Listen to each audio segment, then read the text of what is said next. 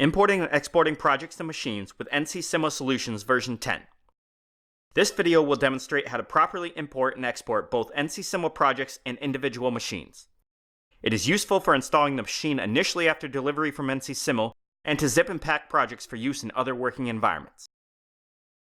Exporting a project. Sometimes it is necessary to send a complete project to another job folder, another user, or to the NC Simo support hotline.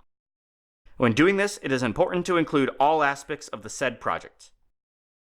Single-click the project to be exported, either from the recent list or list of projects area, to activate it but not to reopen it. Once this is done, the export project icon located next to the import one used earlier becomes available. Choose the elements to include in the export and hit OK. It'll now allow for the selection of the folder location to export to. NC Simo will create a zip file in this location, taking the name of the current job, and contains all of the elements that were specified in the checkboxes. It can then be re-imported in the same fashion as outlined before.